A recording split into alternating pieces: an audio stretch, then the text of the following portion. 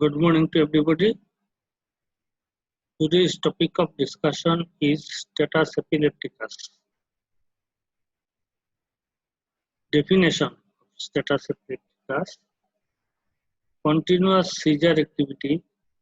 Traditional definition. This is traditional definition of continuous seizure activity lasting more than 30 minutes or repeated attack of seizure without gaining consciousness in between the attack more than 30 minutes.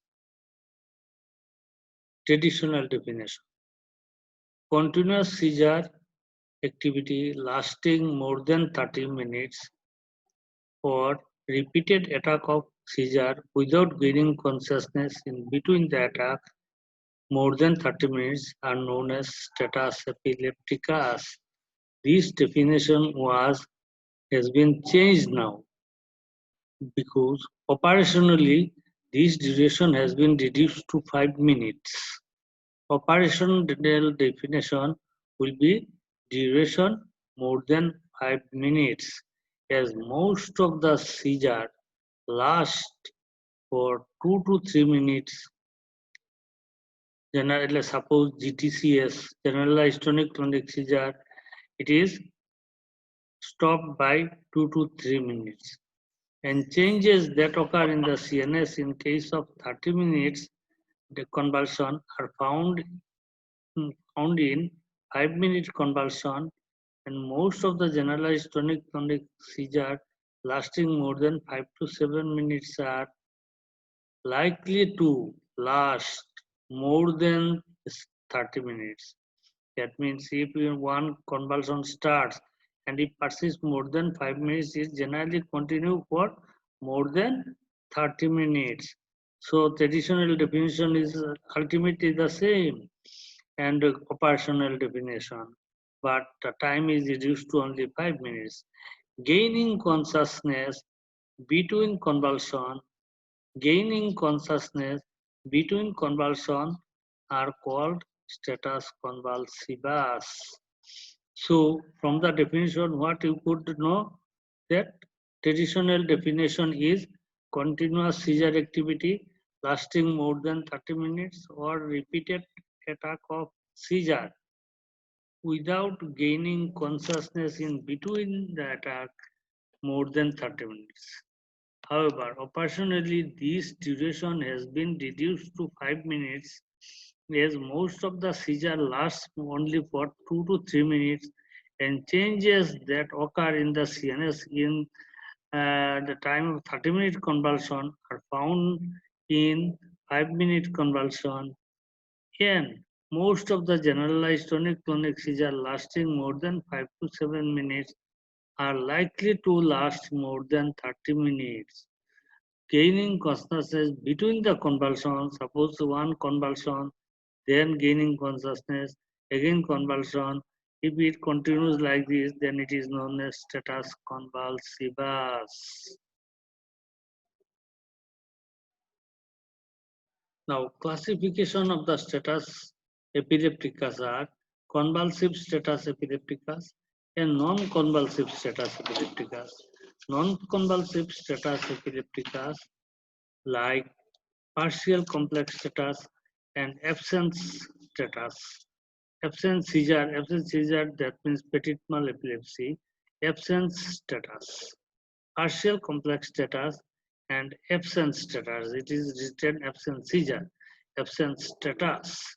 Okay. So classification: convulsive status epilepticus and non-convulsive status epilepticus. Partial complex status and absence status. Now, causes of status epilepticus.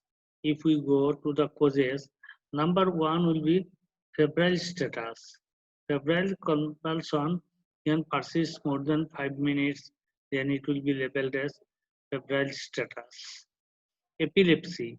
First attack of epilepsy may be in status or sudden withdrawal of anti-epileptic drug without information to the doctor may lead to status epilepticus. CNS infection, meningitis, encephalitis, neurocysticercosis, and of course this neurocytic sarcosis. Speak occupying lesion like brain tumor and tuberculoma. So tuberculoma you can include in CNS infection also and space occupying lesion also. Now, head injury. Following head injury, status epilepticus is very common. Intracranial hemorrhage. Intracranial hemorrhage. Following this intracranial hemorrhage, there is status epilepticus also common. Hypertensive encephalopathy like APAGN, acute glomerulonephritis, there is pressure. If it is very high, then child can develop status epilepticus. Then metabolic disorders, hyponatremia, hypernatremia, hypomagnesemia, hyponatremia, hypernatremia, hypomagnesemia, hypocalcemia, hypoglycemia, congenital metabolic disorders. Then could you follow? So metabolic disorders, toxic, poisoning drugs. Some drugs also cause status epilepticus, and poisoning by various poison can cause status epilepticus. Encephalopathies. It is not encephalitis. Shigella encephalopathy, typhoid encephalopathy. There may be continuous convulsion more than 5 minutes, and if more than 5 minutes, it will continue for 30 minutes. Encephalopathies, Shigella encephalopathy, typhoid encephalopathy. Then hypoxic, carbon monoxide poisoning, and near drowning. Near drowning, okay. If it is near drowning, then continuous convulsion may occur because brain in lack of oxygen, hypoxia, and convulsion will start. It will last for more than 5 minutes. If it is more than 5 minutes, it will start continue up to 30 minutes. Now, with this management aim is to control seizure as fast as possible because longer the duration of seizure, more difficult to control. Aim is to control seizures as fast as possible because longer the duration of seizures, more difficult to control the seizure. Protect the patient against injuries, move to a quiet place where there is a child does not get injury. You are to remove in a flat surface and it should be quiet place. Now ABC of resuscitation, position of the head, instant airway, oral airways, put nasogastric tube, breathing, use 100% oxygen with mask, circulation, heart rate and blood pressure you are to measure. Establish IV access, preferably two independent lines for drugs and fluids. Two lines you are to IV access, one is drug and one is for fluid. Take blood sample for laboratory investigation. At the same time, when you will introduce cannula, you IV line is access is established and draw the blood and send for laboratory for investigation. Now evaluation, quick history, physical examination, aiming to detect etiology, evaluate for drug compliance, possible metabolic causes, CNS infection. Okay, evaluation I am again repeating, quick history and physical examination. Quickly, you have to, it is the emergency. So though you have to quick history and physical examination you should do. Aiming to detect etiology, try to find out the etiology, evaluate for drug compliance, whether drug taken properly or not, or suddenly stop without information, this or increase the dose, this everything is possible. So possible metabolic causes you are should exclude, cells like phenylketonuria, galactosemia, so the hepatosplenomegaly, mental retardation, cataract, so you should exclude metabolic disorders and also try to exclude CNS infection like meningitis and encephalitis. In meningitis, you get raised anterior fontanelle, some unconsciousness, and convulsion with high fever. Encephalitis, anterior fontanelle will not be raised, but there will be fever and convulsion with altered consciousness.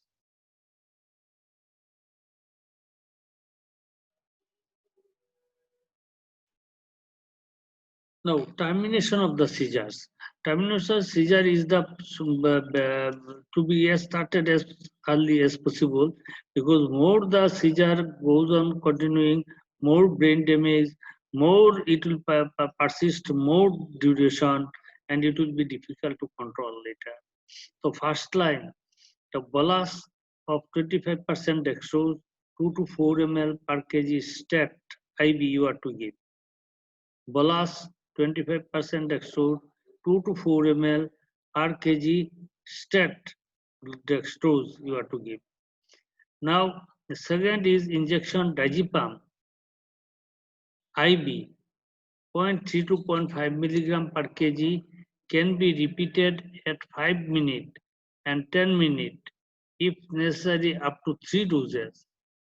Okay, point diazepam injection diazepam 0.3 to 0.5 milligram per kg can be repeated at 5 minutes and 10 minutes if necessary up to 3 doses. Okay, and rectal diazepam can also be used 0.5 to 0.75 milligram per kg single dose. You have to take that amount calculating in the syringe, and infant feeding tube should be attached to the syringe and introduced to the rectal, because the surface is more, absorption is rapid, and control of convulsion is like IV. Other drugs, clonazepam 0.05 to 0.1 milligram per kg, maximum 4 milligram you can give. Midazolam, very short-acting benzodiazepam IV 0.05 to 0.2 milligram per kg can be repeated after 15 minutes. Midazolam. Now, second line, if convulsion is controlled, is controlled. If it is not controlled, you can start phenytoin sodium, or it is the second line. First, you can use phenytoin sodium, second line treatment. Now, phenytoin sodium IV infusion 15 to 20 milligram per kg. You are to dissolve.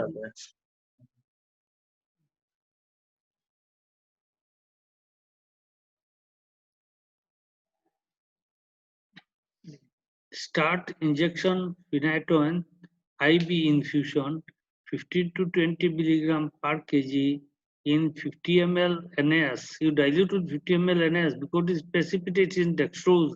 Never dilute phenytoin sodium in dextrose or other fluids. Should be NAS, 50 ml NAS. And you are to give injection IV 1 milligram per kg per minute under cardiac monitoring, because it is cardiotoxic drug. If seizure continue after phenytoin sodium, injection phenobarbital available as Gardneril injection 15 to 20 milligram per kg IV, same dose as phenytoin sodium, 20 IV at the rate of 1.5 milligram per kg per minute, and watch for respiratory depression. You see, after benzodiazepam, if it is not controlled, you are to give phenytoin sodium. Why? Because if you use phenobarbital, both benzodiazepam and phenobarbital are respiratory depressant. That is why after benzodiazepam, you should use phenytoin sodium IV. It will not cause respiratory depression.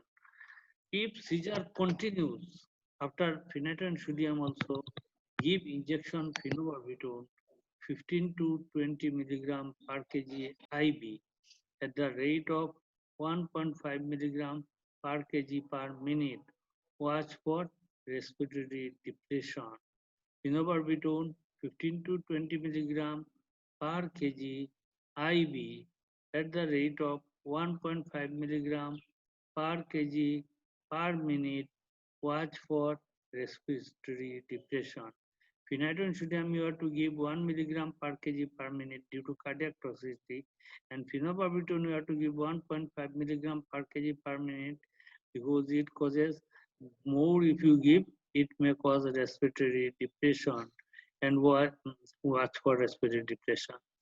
Now, injection mannitol, so 5 ml per kg over 20% mannitol over 10 minutes to decrease cerebral edema if the convulsion persists more than 30 minutes. Injection mannitol 5 ml per kg over 10 minutes to decrease cerebral edema.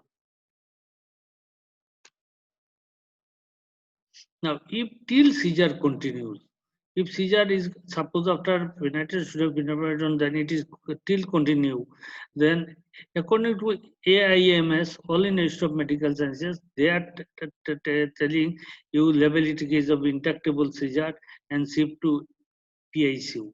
But in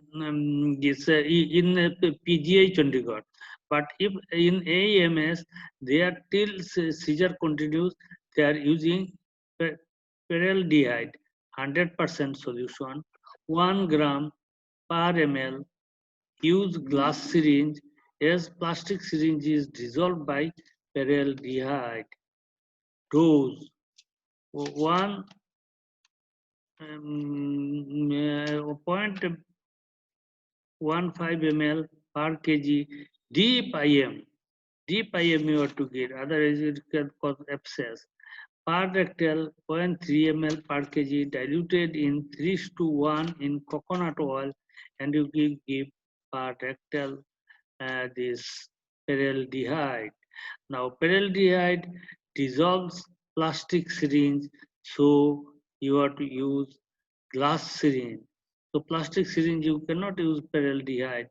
Sodium valproate enema 20 to 30 milligram per kg, 1:1 dilution with tap water, you can give per rectally. Now here some important point is use of peraldehyde solution. You should use glass syringe, not plastic syringe, as it dissolves plastic syringe, and by this uh, per rectal 0.3 ml per kg diluted 3:1 in coconut oil, you can give this glass syringe and feeding tube, but it is too diluted is cannot dissolve the plastic. Okay, then sodium valproate enema 20 to 30 milligram per kg, 1:1 dilution with tap water can be given per rectally. It also causes immediate seizure control. Now, if seizure continuing after giving that one peraldehyde also or that one, if seizure continuing level, it is a case of refractory status epilepticus, and shift the child to PICU, pediatric intensive care unit, where you oxygen you have to give 100% oxygen, and diazepam infusion 0.1 to 1 milligram per kg per hour. 0.1 to 1 milligram per kg per hour. Midazolam infusion 0.1 to 2 milligram per kg per hour. And phenobarbital, 12 milligram per kg at the rate of 0.2 to 0.4 milligram per hour, followed by 1 to 2 milligram per kg per hour. It will cause coma and will stop convulsion. Phenobarbital, coma. Acha, if fever continuing, then what do? You add thiopentone. Thiopentone. Loading the thiopentone is also phenobarbital, ultra short-acting phenobarbital.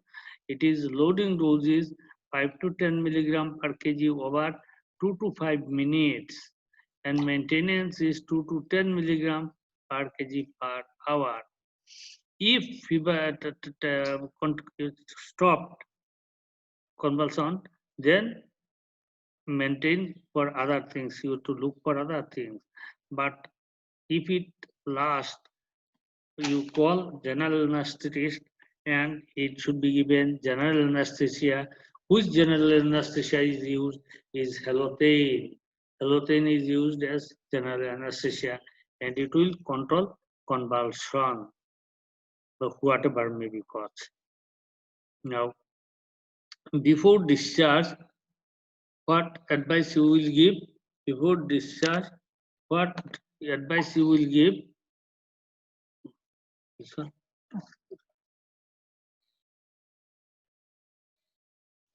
Advice before discharge: record all events. Drug therapy for future management. Okay, you have to record all events, how much duration, what was the type of convulsion, and for future management it may require. Put the patient on antiepileptic drug was receiving prior to the episode in proper dose and proper intervals. Antiepileptic drug, put the patient on antiepileptic drug receiving prior to the episode in proper dose and proper intervals. Treat the condition as per diagnosis found from investigation and clinical examination. Treat the condition as per diagnosis found from investigation and clinical examination. During this management, this you will get investigation will come and will find out the cause, and you will give treatment of cause. Now, prevention, how to prevent: manage seizure as early as possible, educate parents, the proper dose, proper interval, and it should not be missed. Anticonvulsant in epilepsy, proper dose, proper interval, and it should not be missed. Early diagnosis and treatment of condition which precipitate the status epilepticus, it should be known to the patient as well as parent. Okay. Yeah. Mhm. Yeah, yeah. So this is your status epilepticus. So first you have to learn new things, that if epilepsy persists more than 5 minutes, then it is status epilepticus. But traditional definition is 30 minutes, and if this as soon as termination of the convulsion is more important, because longer the duration of convulsion, more development, the longer period of convulsion will persist. Okay, you have to quick clinical examination should be done, and establish establish IV channel, draw the blood, send for investigation, and same the cannula you can push anticonvulsant like benzodiazepine or phenytoin sodium, phenobarbital, as per direction I have told you. So this is, in short, this status epilepticus is sufficient for undergraduate teaching, I think. But postgraduate, for postgraduates, it is much more to be known about status epilepticus. Thank you very much. Thank you all of